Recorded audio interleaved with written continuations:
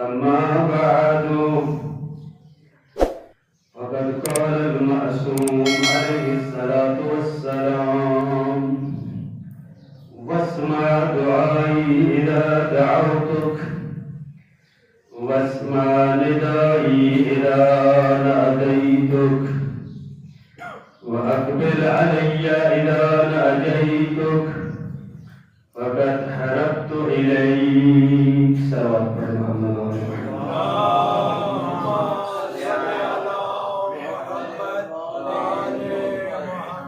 أوصيكم ونفسي بتقوى الله. سب سے پہلے میں اپنے آپ کو پھر آپ نماز جمعہ کے نمازیوں کو تقوی الہی کی صفت اپنانے کی دعوت دیتا ہوں. عزیزان، ماہ شعبان کا آغاز ہو چکا ہے. یہ اس ماہ کا دوسرا جمعہ ہے، شعبان المعظم. میں نے اپنی بساط کے مطابق ماہ رجب کے حوالے سے آپ کی خدمت میں معروضات پیش کی تھیں اور مقصد یہ تھا کہ ان معروضات کو آپ کی خدمت میں پیش کرنے کا کہ کہیں ہم اللہ کی ان رحمتوں سے، ان نعمتوں سے غافل نہ ہو جائیں کہ جو پروردگار عالم نے ان انسانوں کے لیے رکھی ہے. ماہ رجب یقیناً آپ نے اس کی برکات و فیوزات سے استفادہ کیا ہوگا. ماہ شعبان بھی فضیلت کے اعتبار سے کوئی کم مہینہ نہیں ہے.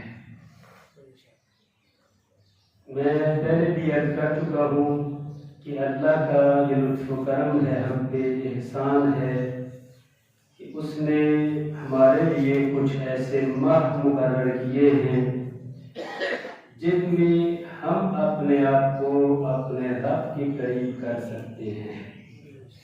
یہ دروازے ہیں، ورنہ پورا سال ہم مادیات کے پیچھے دوڑتے رہتے ہیں اور حصول دنیا کے لیے سوئی سائی کوشش کرتے ہیں، دن رات ایک کر دیتے ہیں. تو پروردگار عالم نے یہ 3 ماہ کچھ ایسے رکھے ہیں کہ انسان متوجہ ہو کہ تھوڑا سا اپنی زندگی کی عادت بدلے، اپنی روٹین بدل کر ان مہینوں کی برکات اور فیوزات سے بہرہ مند ہو، تاکہ قرب الہی کی منزل پہ فائز ہو سکے. وہ مہینہ کہ جس کے مناجات شعبانیہ میری آپ سے ریکویسٹ ہے کہ ان ایام میں راتوں کو اگر خلوت ملے تو کچھ وقت کے لیے، ہر گھر میں مفادی موجود ہے، کچھ وقت کے لیے اپنے مصلی عبادت پہ بیٹھ جاؤ اور اللہ کی بارگاہ میں وہ دعا پڑھو جس دعا کی بہت زیادہ تاکید فرمائی گئی ہے. عالم معصومین سے یہ مناجات شعبانیہ معروف ہے. واسمع دعائی اذا دعوتک، میرے اللہ جب میں تجھے پکاروں تو تو میری دعا کو سن لے. اس دعا کے آغاز ہے صلوات پر محمد کے بعد. یہ اللہ کی بارگاہ میں یہ دعا کی جا رہی ہے، واسمع دعائی اذا دعوتک. میرے اللہ، میرے پروردگار، کہیں ایسا نہ ہو کہ میں تجھے پکاروں اور تو میری فریاد نہ سنے. واسمع دعائی اذا دعوتک واسمع ندائی اذا نادیتک. جب تجھے میں ندا دوں، بلند آواز سے تجھے پکاروں، پھر بھی تو میری ندا پہ مجھے جواب دے. وَأَقْبِلْ عَلَيَّ إِذَا نَاجَيْتُكَ، اور جب تجھ سے میں نجوا کروں، سرگوشی کروں، یعنی اپنے دل میں ہی تجھ سے بات کروں تو تو میری طرف متوجہ ہو. وَأَقْبِلْ عَلَيَّ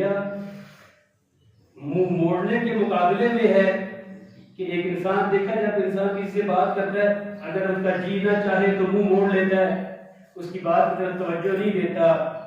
اس جملے میں، اس فراز میں ائمہ اپنے خدا سے یہ عرض کر رہے ہیں، پروردگارا جب میں تجھ سے نجوہ کروں، جب میں تجھ سے سرگوشی کروں، جب رات کی تاریکی میں خلوت میں، جب کوئی اور مشغولیت نہ ہو، اگر میں تیری بارگاہ میں نجوہ کروں، کم از کم تو میری طرف اپنا رخ موڑ لے، متوجہ ہو جائے میری طرف، اس گناہگار کی طرف۔ فقط حربت الیک، میرے اللہ میں تیری طرف فرار کر کے آیا ہوں، میں دنیا کی رنگینیوں سے، شیطانی وسوسوں سے، خواہشات نفسانیہ سے فرار کر کے، فقط حربت الیک، میرے اللہ میں تیری طرف فرار کر کے آیا ہوں۔ یہ مناجات شبانیہ کے وہ عظیم الشان دعا اور مناجات کہ جس کے میں بار بار آپ سے گزارش کرتا ہوں کہ کم از کم اپنے عبد ہونے کا ثبوت دیتے ہوئے اپنے مولا سے رات کی تاریکی میں، خلوت میں اس مناجات شبانیہ کو ترجمے کے ساتھ پڑھیے گا انشاءاللہ۔ شعبان شعب سے نکلا ہے، لفظ شعب جس کے معنی ہے اس مہینے میں کیونکہ مومنین کے رزق و روزی اور حسنات میں اضافہ ہوتا ہے، اس لیے اسے شعبان کہتے ہیں۔ روزی فقط مادی روزی کا نام نہیں ہے، رزق فقط مادی رزق کا نام نہیں ہے، معنوی اور روحانی رزق کو بھی رزق کہا جاتا ہے۔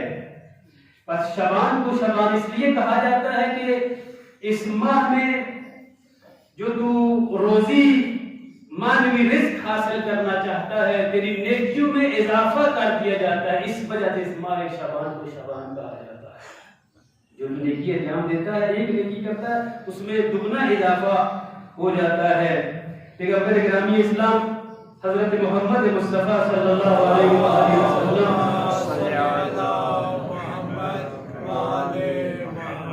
نے فرمایا شعبان میرا مہینہ ہے اور رمضان المبارک اللہ کا مہینہ ہے، جو بھی اس ماہ میں ایک دن روزہ رکھے گا، کتنے دن کی؟ ایک دن۔ فرمایا پیغمبر فرما رہے ہیں ایسے بندے کے لیے قیامت کے دن میں اس بندے کی شفاعت کروں گا۔ کتنے روزوں پہ؟ سارے مہینے کی بات نہیں ہے، ایک روزے کی بات ہے۔ اگر کوئی ماہ شعبان میں ایک روزہ رکھتا ہے تو میں پیغمبر فرماتے ہیں قیامت کے دن اس کی شفاعت کروں گا۔ اور پھر فرمایا جو اس پورے ماہ میں فقط 2 دن روزے رکھتا ہے، پروردگار عالم اس کے تمام گزشتہ گناہوں کو معاف کر دیتا ہے۔ پیغمبر گرامی اسلام فرما رہے ہیں۔ اور پھر فرمایا جو اس ماہ میں 3 دن روزے رکھتا ہے، فرمایا اس کے گناہ جو کیے ہیں اس نے، حکم ہوتا ہے تمہارے تمام گناہ معاف کر دیے ہیں، لہذا کل سے اپنے اعمال کا نئے سرے سے آغاز کر۔ گزشتہ تمہارے 3 روزوں سے، حدیث پیغمبر کے مطابق 3 روزوں کی وجہ سے تمہارے سارے گناہ معاف کر دیے گئے ہیں۔ اب کل تم نے جب زندگی کا آغاز کرنا ہے تو یوں سمجھو کہ کل تمہاری زندگی کا آغاز ہے۔ تم جیسے کل اس دنیا میں آئے ہو، معصوم ہو گئے گناہوں سے، پیغمبر گرامی اسلام فرما رہے ہیں۔ اتنی بڑی فضیلت والے شعبان کی امام چھٹے امام سے روایت ہے، امام جعفر صادق علیہ السلام سے فرماتے ہیں کہ جب ماہ شعبان کا چاند نظر آتا تھا، چوتھے امام اپنے تمام اصحاب کو جمع کر کے فرمایا کرتے تھے، اے میرے اصحاب کیا تم جانتے ہو یہ کون سا مہینہ ہے؟ اتنا زیادہ اہتمام کرتے تھے ائمہ۔ ہمیں تو شاید خبر ہی نہیں ہوتی، کیونکہ ہمارے لیے ایک رمضان کا چاند اور دوسرا عید الفطر کا چاند ہمارے لیے مہم ہوتا ہے کہ وہ چاند بڑی ہم تحقیق سے اس کو دیکھتے ہیں اور ماہ رمضان سے نکلنے کے لیے.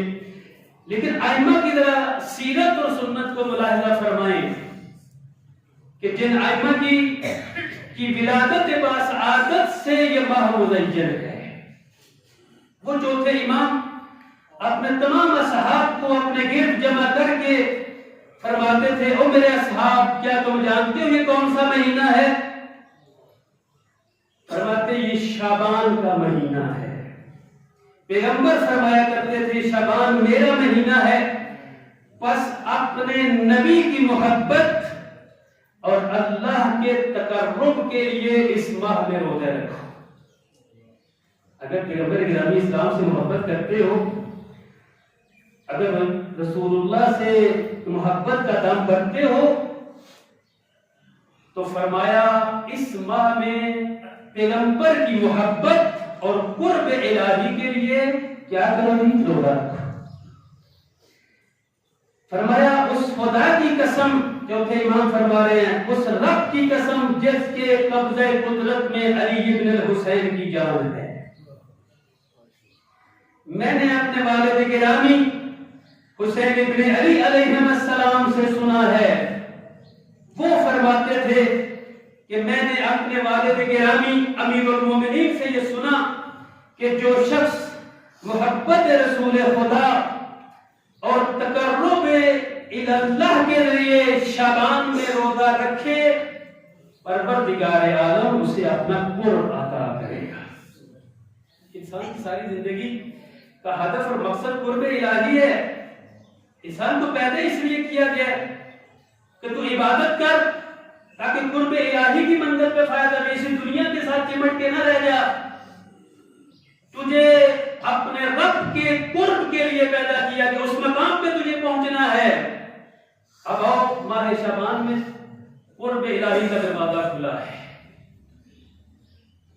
قرب الہی کا دروازہ کیسے کھلا؟ فرمایا جو اس ماہ میں محبت پیغمبر گرامی اسلام اور قرب الہی کے لیے شعبان میں روزہ رکھے گا، اللہ اسے اپنا قرب عطا کرے گا، اور قیامت کے دن اس کا عزت و حرمت والا مقام ہوگا اور جنت ایسے شخص پر واجب ہو جائے گی. یہ حدیث ہے، ائمہ کی حدیث. شیخ طوسی نے صفوان جمال سے نقل کیا ہے کہ چھٹے امام نے فرمایا کہ جو افراد آپ کے آس پاس ہیں انہیں ماہ شعبان میں روزہ رکھنے کی تاکید کرو. آپ کے اہل و عیال، آپ کے رشتہ دار، ان سب کو ماہ شعبان کے لیے تیار کرو کہ روزہ رکھیں. ائمہ بھی اسی طرح ترغیب دلاتے تھے. میں نے کہا میں آپ پر قربان جاؤں، کیا اس کی کوئی فضیلت ہے ماہ شعبان میں روزہ رکھنے کی؟ آپ نے فرمایا ہاں، جب بھی شعبان کا چاند نظر آتا تھا پیغمبر گرامی اسلام اپنے ایک منادی کو حکم دیتے تھے جو مدینے کی گلیوں میں، اور میرے اہل یثرب کو، اہل مدینہ کو یہ جا کے اعلان کر دو، اے اہل مدینہ میں پیغمبر کی جانب سے تمہارے لیے پیغام لے کے آیا ہوں. جب ماہ شعبان کا چاند نظر آتا پیغمبر اپنے منادی کو حکم دیتے جو مدینے کی گلیوں میں لوگوں کو بتاؤ کہ ختمی مرتبہ سے تمہارے لیے پیغام لے کے آیا، آگاہ ہو جاؤ. پیغمبر کا یہ منادی مدینے کی گلیوں میں اعلان کرتا رہتا تھا ماہ شعبان کے آغاز میں. کیا چیز؟ کہ آگاہ ہو جاؤ شعبان میرا مہینہ ہے، پس خدا اس شخص پر رحمت نازل کرے جو اس مہینے میں میری مدد کرے. پیغمبر فرماتے تھے کہ آپ کا منادی یہ جا کر لوگوں کو بتائے، مدینہ کے لوگوں کو یہ آگاہ کرے جا کر اس شخص پر اللہ کی رحمت نازل ہو جو اس ماہ میں میری مدد کرتا ہے.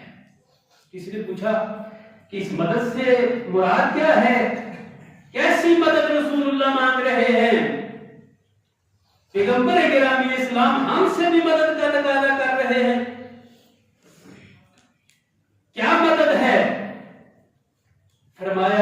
اس ماہ میں روزہ رکھ کر میں رسول اللہ کی مدد کر رہا ہوں.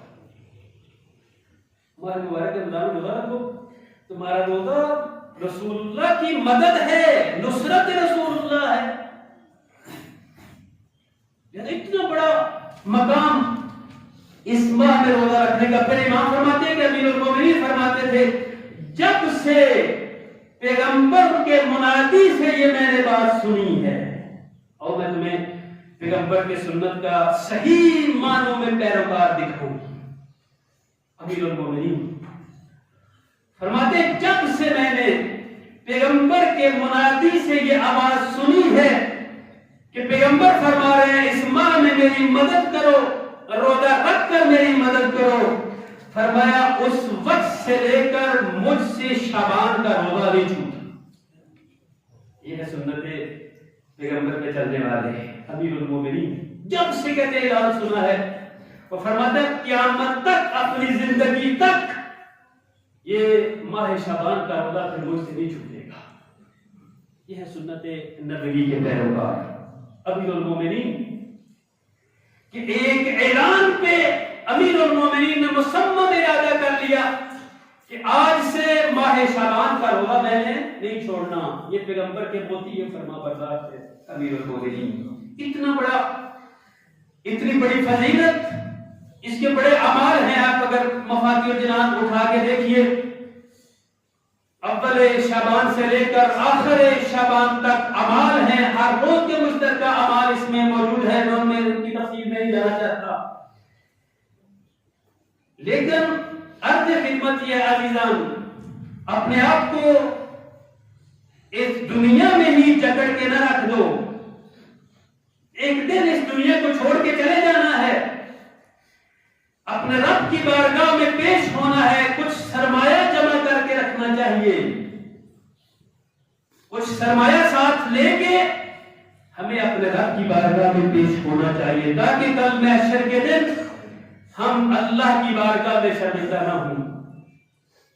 اس لیے یہ ماہ میں پہلے عرض کر چکا ہوں کہ یہ 2 مہینے مقدمہ ہے ماہ مبارک رمضان میں داخل ہونے کا.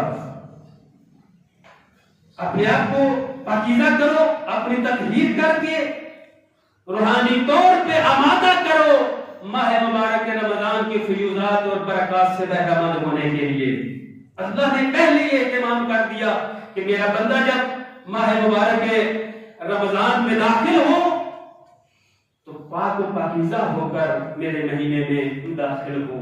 عزیزان, اس ماہ شعبان کی اور خصوصیت یہ ہے کہ وہ واحد مہینہ ہے جس میں کہیں ہمیں شہادت کسی معصوم کی نہیں ملتی.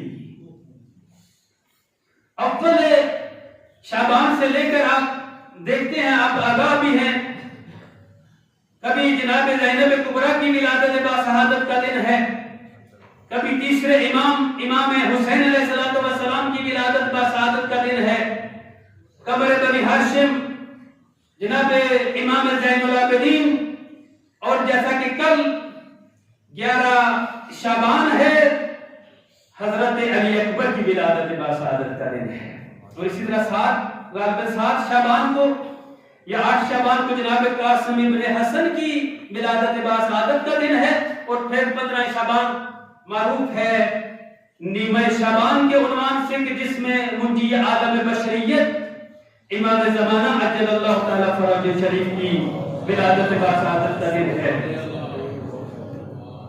میں یہاں پر اس مختصر سے وقت میں اشارتاً یہ بتانا چاہتا ہوں کہ کیوں ہم ان ہستیوں کی یاد منائیں. کیا وجہ ہے کہ ہم ان ہستیوں کی, ان کے خوشی کے دنوں میں خوشی مناتے ہیں, غمی کے دنوں میں غم مناتے ہیں؟ کیا وجہ ہے عزیزان؟ ایک نقطہ جس کی طرف آپ کو متوجہ کرنا چاہتا ہوں. اس لیے یہ ہستیاں ہمارے لیے نمونہ عمل اور رول ماڈل ہیں. دیکھیں, اگر یہ ہمارے لیے نمونہ عمل نہ ہوتی, ہمارے لیے رول ماڈل نہ ہوتی, کبھی بھی ہم ان کی یاد نہ مناتے. کئی ایسے لوگ اس دنیا سے چلے گئے ہیں, حتیٰ ہمارے آباء و اجداد کی یاد بھی نہیں ہے، ہمیں قبریں بھی ان کی معلوم نہیں ہے کہ کہاں پہ ان کی قبور کہاں موجود ہیں، آتے تو دور کی بات ہے۔ لہذا ان ہستیوں کو آئیڈیل سمجھ کر، ان کی زندگی کو نمونہ عمل سمجھ کر ہم ان کی یاد بناتے ہیں، اس لیے کہ ہمیں ان کی زندگی سے درس ملتا ہے جن سے استفادہ کرتے ہوئے ہم اپنی زندگی کو بہتر کر سکتے ہیں۔ یہ ہے وہ واحد ہستیاں کہ جن کے بزرگوں کے لیے نمونہ عمل ہے، جن کے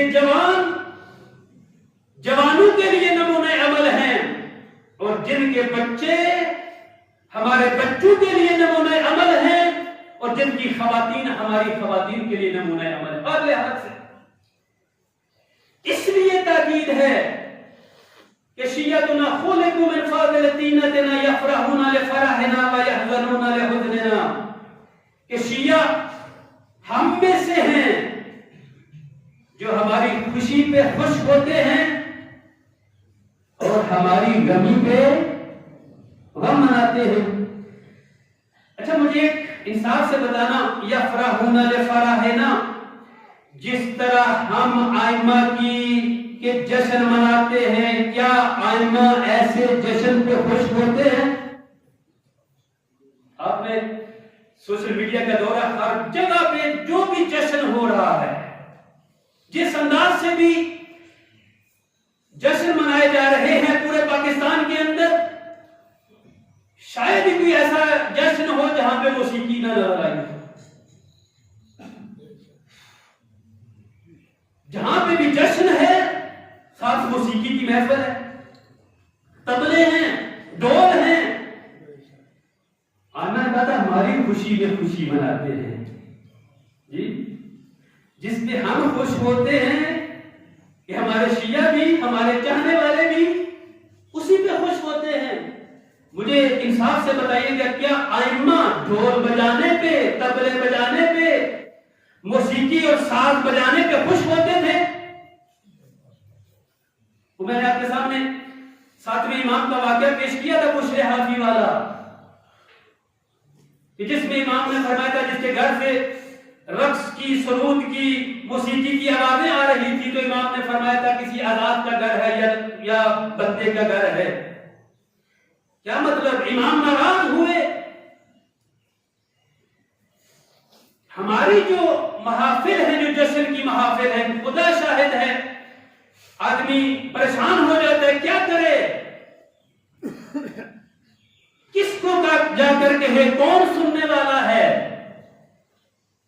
کوئی بھی جشن کی محفل ہے، ان لوگوں کو بلایا جاتا ہے جو دشمن اہل بیت ہیں، جن کا کردار اہل بیت سے نہیں ملتا، جن کے عمل اہل بیت کے عمل سے نہیں ملتا، ان کو بلا کر، اور پھر آج کل تو اس حد تک ہم جا چکے ہیں، جس ممبر کو ہم ممبر حسین کہتے ہیں، ممبر رسول اللہ کہتے ہیں، پاکیزہ اسے ممبر کو قرار دیتے ہیں، اسی ممبر سے ان ناچنے والوں کو بلا کر، ناچنے والیوں کو، اور ہمارے شیعہ آگے ناچ رہے ہیں، بھنگڑے ڈال رہے ہیں، ڈھول بجائے جا رہے ہیں۔ یہ کیسا جشن ہے؟ کن ہستیوں کی یاد منا رہے ہو؟ میں نے عرض کیا، ہماری ان جشن کی محافل کا انعقاد کس لیے ہے کہ یہ ہستیاں ہمارے لیے رول ماڈل ہیں، ہم نے ان کو فالو کرنا ہے، ہم نے اپنی زندگی کے طور طریقوں کو دیکھنا ہے کہ یہ ملتے ہیں ائمہ کی سیرت کے ساتھ، یہ نہیں ملتے۔ ہمارے جوانوں کو علی اکبر کی سیرت پہ چلنا ہے۔ میں آج ایک حدیث پڑھ رہا تھا، شیخ طبرسی نے علام القرآن میں یہ حدیث لکھی ہے کہ 12واں امام جب ظہور کرے گا 20 سالہ جوان کو قتل کرے گا، 20 سالہ جوان۔ کیوں جی؟ حدیث کے جملے ہیں، وہ جوان جو فقہی احکام سے آگاہ نہیں ہوگا، جو احکام الہی سے ناواقف ہوگا، 12वें इमाम उसका सर कलम कर देंगे। हमारे देखना तो चाहिए हम किन हस्ती की याद मना रहे हैं। अपने जश्न को उनकी सीरत के मुताबिक अंजाम देना चाहिए, अपनी गमी को भी और अपने जश्न की महफिल को भी। वो नमूना था हमारे लिए, हमारे जवानों के लिए। देखो जरा जनाब कासिम की सीरत को देखो, जनाब अली अकबर की सीरत को देखो कि कैसे उन्होंने जिंदगी गुजारी। हमारे जवानों को भी अपनी मार्फत में दीन इलाही पे कारबंद रहने के लिए, और बिल्खुसूस वालिदैन किस हद तक हम इस चीज के दरपे हैं, इस फिक्र में है कि अपने बच्चों को कम से कम बुनियादी अहकाम से आशना करवाया जाए। किस हद तक हमारे बच्चे जो आज हमारे मुआशरे की हालत है जवानों की, वो आपके सामने है। कहीं ऐसा ना हो इमाम ज़माना की तलवार हमारे जवानों की गर्दन पे चल जाए। जरा इन जश्न की महाफिल से अपने आप को उस तरह आप देखो। सबसे बड़ी हमारे लिए ईद ईद गदीर है। आप जरा मफातिह जिनान उठाकर देखो, उस दिन भी ईद के दिन कहा गया रोजा रखो, बहुत ज्यादा फजीलत है रोजा रखने की। अब आप करो, आइमा ने हमें जश्न इस तरह बतलाया है, हम कहते नहीं हमने आपकी बात नहीं मानी, हमने आपका जश्न अपनी मर्जी से मनाना है। वो जब अपनी मर्जी से मनाना था, आइमा क्यों मानते हो भाई? आइमा क्यों रोल मॉडल करार देते हो? आइमा क्यों नमूने अमल करार देते हो? अगर अपनी मर्जी से सब कुछ करना है फिर तुम किसके फरमाबरदार हो, किसकी इताअत करते हो, किनके फरामीन को मानते हो? पूरा माह शाबान में जब भी हम सोशल मीडिया पे सर्च करो या कोई खबर आ जाए, जश्न देख के हमें शर्मिंदगी होती है कि अहले बैत का मानने वाला ऐसे जश्न मना रहा है जैसे दुश्मन अहले बैत मनाता है। किधर किया गया? अभी नीमा शाबान आ रहा है, हमारे इंशाल्लाह इस मस्जिद में भी इहया का प्रोग्राम है। इंशाल्लाह नीमा शाबान के हवाले से अमाल हैं, ताकीद है कि इन रातों को शब इहया का उसको नाम दिया गया है। वो ज्यादा फजीलत भी उसकी बयान हुई है, लिहाजा एक ज़बा फिक्रिया था आपके लिए, हमारे लिए, कि अपने आप को देखो कि कहां पर हम आइमा की सीरत के मुताबिक चल रहे हैं और कहां पर नहीं चल रहे। एक सवाल पढ़े मोहम्मद